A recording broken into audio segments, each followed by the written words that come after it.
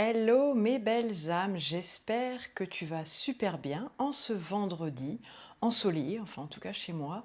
Donc on en profite, c'est génial. Aujourd'hui, de quoi on va parler dans cette brève de couple numéro 4? On va aborder la thématique d'être, pourquoi c'est important d'être ou de revenir dans son corps. Alors tu vas me dire, oui mais Corinne, ça c'est bien joli, mais ça a quoi comme rapport avec le couple intérieur ou le couple tout court? Eh bien, si ça a tout son sens, parce que si tu n'es pas dans ton corps, si tu n'es pas présent, tu vas voir qu'avec toi et dans tes relations, tu n'auras aucune possibilité de pouvoir t'ancrer, de pouvoir t'aligner ou de pouvoir te centrer. Donc si tu ne me connais pas encore, je suis Corinne, je suis coach et j'accompagne les femmes à révéler leur magnificence en vivant lors du couple nouvelle ère.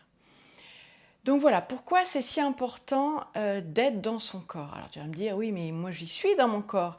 Non, mais en fait, de l'habiter entièrement, intensément, de ne pas avoir peur de cette intensité, de ne pas avoir peur de ressentir, que ce soit une intention profonde, à chaque instant.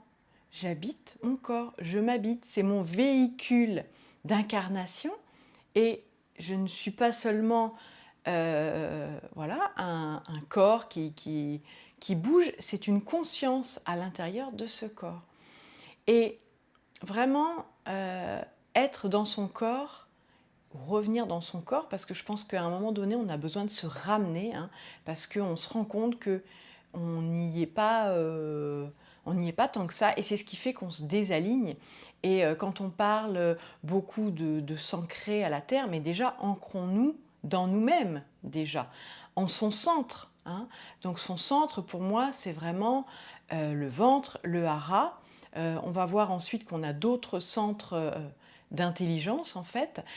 Mais déjà, voilà, s'ancrer en soi, dans son centre, c'est-à-dire ressentir pleinement le centre de notre corps, notre ventre, et être pleinement ancré et posséder pleinement ce sacral, hein, ce feu intérieur.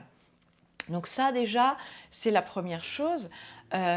Ensuite, ça va être important, donc comme je te le dis, dans ces ressentis, de continuer à faire appel à tes cinq sens, et plus évidemment si affinité, mais déjà les cinq sens pour revenir dans ton corps. Et de temps en temps, en fait, te poser, moi je suis beaucoup pour ces petites pauses régulières, où tu vas vraiment faire appel à tes sens. Donc tu peux, dans le moment présent, mais entendre ce qui se passe autour, regarder, donc sentir, hein, quelle est l'odeur, toucher, voilà, je suis assis sur une chaise, quel est mon ressenti de, de- de cette matière, et puis donc avec le goût, donc là c'est être en conscience quand on mange, pas voilà, bafrer, et voilà, quelles sont les saveurs, qu'est-ce qui se passe au niveau de mes papilles, voilà. Donc ça c'est quelque chose qui paraît bête, mais franchement quand on commence à mettre de la conscience là-dedans, on se dit mais en fait la plupart du temps où où je vis, où je suis d'ailleurs même souvent en survie, quand on n'est pas dans son corps, c'est ce qui arrive, et ben je perds en fait, je perds le, le pouvoir de la contemplation, donc de regarder comme ça, juste en observant, sans juger. Je perds le pouvoir aussi voilà, des odeurs, hein, du goût, enfin, d'avoir un palais affiné. Ça permet d'avoir vraiment dans la bouche toutes les saveurs, hein, en bouche, et d'apprécier, voilà, de se faire aussi de la bonne cuisine, parce que ça aussi c'est important, de qu'est-ce que je mets dans mon corps. Donc qu'est-ce que je mets dans mon corps? C'est aussi bien la nourriture, est-ce que je l'hydrate suffisamment? C'est vraiment ce qui lui fait du bien. Est-ce que je le mets en mouvement? Donc c'est tout ce qui participe à son bien-être qui va faire bien sûr notre bien-être général. Donc pourquoi ça c'est important au sein du couple? Eh bien tout simplement parce que si tu n'es pas présent quand tu es avec ton autre, et ben, ça va être propice à plein de reproches du style tu n'écoutes pas quand je te parle, t'es là mais t'es pas là, et puis ça peut être aussi tu cours tout le temps, voilà, parce qu'on a tendance à être dans cette course effrénée quand on n'habite plus son corps, hein, parce qu'on est un peu comme le pantin désarticulé. La vie nous prend, et puis au lieu d'être le roseau qui plie mais ne rompt pas, on est ballotté dans tous les sens. Donc c'est pour ça que cet ancrage, alors je sais qu'il y a beaucoup de partisans de l'ancrage, les racines dans la terre, mais avant tout, pour moi, ce qui est important, c'est déjà de s'ancrer en soi, de s'ancrer dans son corps et de sentir vraiment, donc là je vais te parler des 3 centres, de sentir en conscience dans son ventre déjà ce centre au niveau des intestins, du hara, donc sentir vraiment que c'est un poids, mais c'est pas un poids mort, c'est un poids à l'intérieur du corps voilà, qui ancre, qui leste, hein, donc qui permet d'être pleinement présent. Et puis dans l'autre centre, c'est le cœur, bien sûr. Donc ça, c'est intéressant aussi de revenir, et coucou à tous ceux qui arrivent, de revenir, de faire l'effort, hein, de revenir dans son cœur, mais en conscience. En fait, c'est juste de mettre sa présence, sa conscience dans son cœur. Et si tu as l'habitude d'être assez mental comme moi, tu verras que quand tu fais cet exercice-là, tu sens clairement quelque chose qui descend là où tu l'emmènes. Et pour moi, c'est ça la conscience. Et à force de faire ça, eh bien, on peut vraiment habiter son corps et on est ancré, on n'a plus besoin nécessairement d'aller trouver cet ancrage à l'extérieur. Et c'est pareil, ça permet d'être plus aligné, d'être plus centré, parce que déjà, tu vois, c'est déjà ça en fait qui se passe. C'est, tu vois, ça peut être tout dispersé, tes énergies et tout, et d'un coup, hop, déjà, ça se fait là, ça se fait dans le corps. Alors, il y a une autre chose que moi je fais quand j'amène la conscience voilà, dans mes centres, hein. Donc les centres que je t'ai expliqués, c'est le ventre, le cœur, la tête, mais ça, la tête, alouette, on y est souvent, mais plus pour ruminer, hein, avec toutes nos pensées en fait qui tournent en boucle. De mettre la conscience dans ces centres, on peut aussi mettre la conscience dans toutes les parties du corps. Donc on peut mettre la conscience dans ses chevilles. Et quand on connaît quel est le message, quel est le lien avec, voilà, par exemple, les chevilles, c'est merci mes chevilles de me permettre d'aller de l'avant. Tu vois, ça peut être des choses comme ça. Ou alors les épaules. Merci mes épaules de porter les responsabilités. Donc tu vois, tu peux être très très précis et te permettre aussi de remercier ton corps, parce que véhicule de notre incarnation, ça veut bien dire que si on n'a pas de corps, on peut pas être incarné et on peut pas faire ce qu'on a à faire. Donc c'est important de mettre de la conscience donc dans son corps, donc soit dans les 3 centres, mais il n'y a pas de ou, et dans les différentes parties de ton corps. Donc ça peut être aussi tes genoux, merci de me permettre de passer du genou, de me permettre de régler les choses avec ma famille, avec mes ancêtres. Et puis après, ça peut être aussi dans les organes. Merci mon foie d'être voilà, le filtre et voilà, de me montrer aussi la colère qui est emmagasinée. Donc voilà, il y a plein de choses comme ça qu'on peut faire, et c'est des petits exercices en fait, tu peux le faire en méditation, qui te permettent de revenir en fait ici, alors on dit ici maintenant, ou pleinement présent, ou dans le moment présent, mais c'est simplement en habitant vraiment ton corps. Donc si tu n'es pas présent dans ton corps, mais qu'est-ce qui va se passer? Souvent, tu vas avoir tendance justement à ruminer, donc à avoir tendance à être dans le passé, hein, voilà, les instants précédents, mais qu'est-ce qu'elle a voulu dire, et être dans le jugement, tout ça, donc ça peut t'amener vers ça. Ou alors à être dans le futur, donc à penser à ce qui va se passer. Donc ça va peut-être t'amener de l'anxiété, des peurs, parce que tant que quelque chose n'est pas arrivé, ben, ça reste que de la projection. Donc du coup, voilà, c'est ce qui fait que tu ne vas pas être dans le moment présent quand tu n'habites pas pleinement ton corps. Ensuite, ça va t'amener, je dirais, des comportements, par exemple d'insensibilité, dans le sens où essayant de ne pas ressentir, parce que parfois ça peut être aussi pour se couper d'une intensité, d'une souffrance, de peur, eh bien tu vas tomber dans de l'insensibilité, c'est-à-dire que tu vas être un peu en pilote automatique et ne plus ressentir, mais au point en fait d'être en survie, hein, et non plus dans ce mode vivant, donc avec tout ce qui va avec, la joie de vivre. Donc là, ça va être plutôt quelque chose d'un peu éteint, de morne. Je vais te raconter une petite histoire. Moi, à un moment donné, donc dans mon parcours hein, d'éveil, eh bien, je me suis rendu compte que je vivais depuis des années avec la partie donc de, de mon périnée, de mon sexe, de mon vagin, etc., qui était complètement verrouillée, mais fermée, genre comme ça. C'est-à-dire que moi, pour tenir, hein, pour encaisser, eh bien, c'est un réflexe que j'avais trouvé d'être serré comme ça. Alors, je peux te dire qu'après 3 enfants, bon, l'avantage, c'est que j'ai un périnée qui est quand même pas mal, donc je risque pas les fuites urinaires et tout le tintouin. Mais ceci étant, d'être comme ça veut dire qu'à un moment donné, tu as une certaine rigidité, tu as une certaine dureté. Donc ça veut dire que ça, c'est quelque chose du corps qui ensuite se révèle dans tes comportements. Donc tu peux être quelqu'un d'assez rigide, quelqu'un d'assez contrôlant. Tu vois, dans l'idée aussi d'insensibilité, ça peut t'amener à des absences. Tu vois, en fait, on te le fait remarquer, tu es là, mais tu n'es pas là.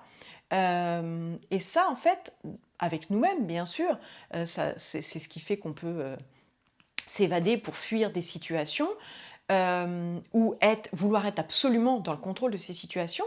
Mais en couple, en fait, avec ton autre, bah, ça va créer forcément des conflits, ça va créer ou de l'éloignement, parce qu'en fait, bah, si on n'est pas là, ben, à quoi bon être avec quelqu'un? Tu vois, c'est pas juste d'être l'un à côté de l'autre, mais bien d'être l'un avec l'autre, d'être voilà, d'être ensemble, quoi. Et tu vois, l'avantage, nous on vit pas ensemble, et l'avantage que ça a, c'est que quand on se voit, je crois qu'on est encore plus conscient bah, de l'importance de ces moments, d'être en conscience de ce qu'on veut mettre, comment on veut nourrir notre couple dans ces moments, parce que bah, on a intérêt à être pleinement présent. Parce que, voilà, comme on se voit, j'allais dire, de temps en temps, à des périodes, bon, quand on a beaucoup de boulot, un peu moins qu'à d'autres, et ben, dans ces moments-là, on essaye d'en profiter pleinement, d'être pleinement là pour ben, tout ressentir hein, et pour vraiment être en communication et en expression l'un avec l'autre, hein, et non pas bon bah t'es là mais voilà tu fais partie des meubles et du coup c'est bien quoi, voilà. Donc ça c'était sur le pas présent dans son corps, et en termes vraiment physiques, ben, clairement en fait ça peut t'apporter euh, bah, des douleurs, parce que le corps il va essayer de te dire eh oh je suis là, ouh il y a quelqu'un. Donc du coup tu peux avoir des douleurs parce que ça va être des messages, tu sais, on a parlé le deuxième jour des émotions et je t'ai dit qu'elles étaient des messagères, mais les douleurs dans le corps ou la maladie, le mal a dit, c'est aussi des messages. C'est des messages que le corps envoie. C'est pour ça que c'est important de connaître chaque partie du corps, à quoi elle correspond. Et du coup, pour ça, il y a le dictionnaire de Jacques Martel qui est extraordinaire. Je crois que Louise Hay aussi avait fait pas mal de trucs là-dessus. Et donc, ben, ces douleurs, ces maladies, elles ont un sens, hein. Souvent, on se dit mais j'ai pas de bol. Et en définitive, il faut comprendre que c'est une communication avec ton corps. Et que si ton corps, tu l'écoutes et tu reviens à du bien-être, donc comme je te le disais, au niveau de la nourriture, au niveau de l'hydratation, au niveau du mouvement, aussi lui apporter de la douceur, hein. Donc de temps en temps, tu peux te prendre dans les bras, tu peux te caresser, tu peux voilà, ressentir, t'autoriser à ressentir. Et dans ces moments-là, tu vas comprendre que c'est une interaction avec ton corps, hein, et que ce n'est pas une punition si tu es malade ou si tu as des douleurs. Et ce que tu peux avoir aussi quand tu n'es pas pleinement présent dans ton corps, c'est que tu peux te cogner. Tu vois, tu peux être déséquilibré, tu peux avoir des chutes. Ça, c'est le signe aussi que tu n'es pas dans ton corps. Et puis enfin, en fait, ces douleurs, je t'en parlais, ça peut être aussi des cristallisations. Donc des cristallisations de choses qui n'ont pas été digérées. Donc ça peut être d'émotions, évidemment. Ça peut être aussi des énergies cristallisées. Donc peut-être en fait ce qu'on appelle les nœuds énergétiques, donc qui empêchent la circulation fluide de l'énergie dans le corps. Donc là, il peut peut-être y avoir des soins à faire. Là, tu peux aller vers des thérapeutes. Et puis, tu peux aussi faire des choses au quotidien, en fait, pour te relier à toi et pour être dans ce que je disais au départ, cet ancrage, cet alignement et ce centrage avec toi. Et ça, c'est vraiment quotidien. C'est comme on se lave les dents, comme on prend sa douche, on se nettoie physiquement, et bien aussi se nettoyer au niveau des énergies, se nettoyer au niveau de l'esprit et le nourrir. Donc ça peut être en faisant de la méditation, mais pas que. Je te parlais de contemplation. Je veux dire, t'asseoir quelque part sur un banc et regarder ce qui se passe sans chercher à juger et sans que ce soit forcément toutes les pensées qui prennent le pas, mais simplement observer et tu vas voir, tu vas te rendre compte qu'il y a plein de petites choses que tu ne voyais pas ou plus et qui vont te toucher.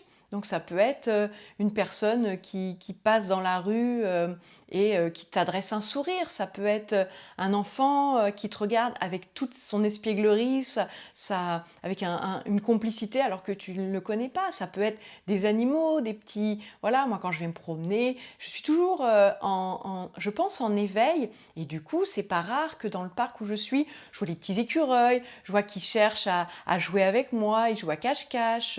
Et ça peut être des choses comme ça. Et il y a plein de gens qui me passent, qui marchent, qui courent. Et je me dis, mais ils ne voient pas. Parce que pour moi, c'est une telle richesse. Pour moi, c'est un luxe de se rendre compte de ça, de pouvoir vivre ça, de pouvoir avoir tous ces ressentis. On vient s'incarner quand même pour ça. On est dans la densité, ok, mais on peut profiter de cette densité pour vraiment faire mais voilà, plein de choses pour voir, pour entendre, pour goûter. Et ça, c'est merveilleux. Et tout à l'heure, je te parlais du couple. Qu'est-ce que ça peut t'amener aussi d'être présent? C'est aussi quand tu fais l'amour. Quand tu es pleinement présent, quand tu fais l'amour, je peux te promettre que ça va t'amener vraiment des orgasmes différents. Ça va faire que tu ne vas plus être dans des gestes mécaniques pour que ça fonctionne. Genre, tu sais, je ne sais pas si toi tu as vécu ça, moi j'ai vécu ça. Le mec, en fait, tu as l'impression qu'il appuie sur un bouton, quoi, pour que ça marche ou pour qu'il y ait un truc qui sorte ou pour, je sais pas, pour qu'il y ait une action qui se fasse. Et ça, moi, le truc mécanique, au secours, quoi, je trouve que c'est vraiment, c'est l'anti-plaisir, l'anti-orgasme, parce que tu sens qu'il y a quelque chose de trafiqué. Quand tu es pleinement présent à l'autre, ça peut commencer par rien que le regard. Moi, je dis que souvent, faire l'amour, ce n'est pas que être emboîté l'un dans l'autre. Comment dire, ce n'est pas que la pénétration, éjaculation, etc. Faire l'amour, déjà, quand on se regarde, on peut faire l'amour. Quand on s'embrasse, on peut faire l'amour. Quand on se touche, on peut faire l'amour. Et quand on est en connexion l'un avec l'autre, même sans avoir de contact physique, c'est aussi faire l'amour. Mais quand on est dans cette relation au corps, au ressenti, on peut goûter ce plaisir. Et ça aussi, c'est une chance de pouvoir ressentir ça et de pouvoir profiter de ça dans notre incarnation. Donc, je trouve que ça serait vraiment dommage de s'en priver. Et puis la dernière chose que je voulais te dire, parce que je me suis rendu compte que quand je suis partie et que mes brèves ne sont pas si brèves, c'est que tu peux faire confiance à ton corps, parce qu'il y a plein de choses qu'il sait. Et même si toi, tu ne sais pas forcément comment ça marche, ou tu n'as pas forcément toute la compréhension, en fait, c'est pas grave. Le corps, il est d'une intelligence remarquable. Regarde, pour que un spermatozoïde qui rencontre un ovule, qui forme un fœtus, qui se développe, etc. Et regarde dans notre corps quand on voit qu'on veut nous injecter des trucs, mais au secours, parce que notre corps, il est capable, il est capable d'avoir un système immunitaire, et si on prend soin de lui, on renforce notre système immunitaire. Et ce corps, il a une capacité d'auto-guérison incroyable. Moi, quand je fais des soins énergétiques aux autres, je ne suis pas la baguette magique, je suis un canal d'énergie. Mais je leur permets surtout d'ouvrir la porte pour pouvoir accéder à leur capacité d'auto-guérison. Mais ce n'est pas moi qui guéris, je leur permets, je leur ouvre des portes. Et même en coaching, c'est la même chose avec tout le travail en fait de l'ombre. C'est je te permets d'accéder à tes capacités d'auto-guérison, à tes capacités d'auto-régénération. Et en fait, notre corps, c'est vraiment ce qu'il nous permet. Donc, faisons-lui confiance. Et en lui faisant confiance, on va se faire confiance. Et en se faisant confiance, on va faire confiance en la vie. Et c'est ça, en le vivant, hein, en le vivant, donc en vivant, et on va faire confiance au vivant. Et c'est ça qui est absolument magique, c'est de pouvoir vraiment être dans ces sensations, hein. Et c'est important de revenir à soi parce que je pense que la vie, tout ce qu'on nous fait croire aussi, peut nous couper ou nous déconnecter de ça, de notre corps. Et puis parfois parce que on n'a pas toujours la vie qu'on voudrait ou qu'on a un peu cette illusion, que l'herbe est toujours plus verte ailleurs, et ben, on a tendance aussi à se couper de notre corps pour pas souffrir, hein, pour pas ressentir la douleur, pour pas ressentir. Et en définitive, je pense que c'est quand même aussi comme ça qu'on grandit, tu vois? Et c'est comme ça que ça nous permet aussi de savoir quels sont mes besoins, qu'est-ce que je veux, de quoi j'ai envie. Tu peux pas savoir ça si t'es pas dans ton corps, si t'es pas pleinement dans ton corps. Donc, le petit cadeau, comme à chaque fin de live, pour aujourd'hui, ça va être de faire un scan du corps. Alors, tu peux le faire comme tu veux. Tu peux le faire de haut en bas, de bas en haut. Tu peux alterner chaque jour et commencer même à partir du doigt. Enfin, l'idée, tu vois, c'est de ne pas donner aussi à ton mental l'occasion de prendre le pas là-dessus. Tu vois, ça, c'est vraiment un scan du corps. Et l'idée, ça va être à chaque endroit où tu poses ta conscience de vraiment dire je prends conscience de. Donc, je prends conscience de ma nuque. Et là, laisse-toi aller. Qu'est-ce que je ressens? Ah, est-ce qu'elle est plutôt tendue? Non, ça va, elle est plutôt détendue. Est-ce que c'est ouvert? Est-ce que c'est expansé? Est-ce que c'est contracté? Est-ce que c'est fermé? Est-ce que j'ai un tiraillement? Est-ce que j'ai une brûlure? Est-ce que voilà, j'ai des petits picotements? Est-ce que l'énergie circule? Est-ce que, en fait, au début, ça va peut-être être un peu, tu vois, il est d'accord avec moi, pimpon, pimpon. Au début, ça va peut-être être quelque chose de, tu vas te dire, mince, qu'est-ce qu'il faut que je dise? Mais tu vas voir, au bout d'un moment, le ressenti va prendre le pas. Et tu vas prendre l'habitude de, qu'est-ce qui se passe en moi? Je m'écoute, je laisse mes sensations s'exprimer. Voilà, ça permet aussi de respirer. Parce que dans le corps, il y a aussi ça. Respirer. Respirer avec une inspiration ventrale où on gonfle le ventre. Et ensuite, expirer par le nez, par la bouche, mais être en conscience aussi. Être en conscience de sa respiration. Donc vraiment, c'est ça, aujourd'hui, mon exercice. Un scan du corps, donc tu peux faire les 3 centres, comme je te l'ai dit. Ça peut être tes organes, ça peut être simplement un scan avec mon front, mes yeux. Alors tu peux dire l'intérieur des yeux comme l'extérieur, le nez, les joues, la bouche que je détends. Tu vois, tu peux en profiter au passage pour te relaxer. À l'intérieur, est-ce que mes mâchoires sont serrées? Est-ce que voilà, je détends aussi ma langue, le cou? Enfin, tu vois, tu peux faire un scan vraiment super précis.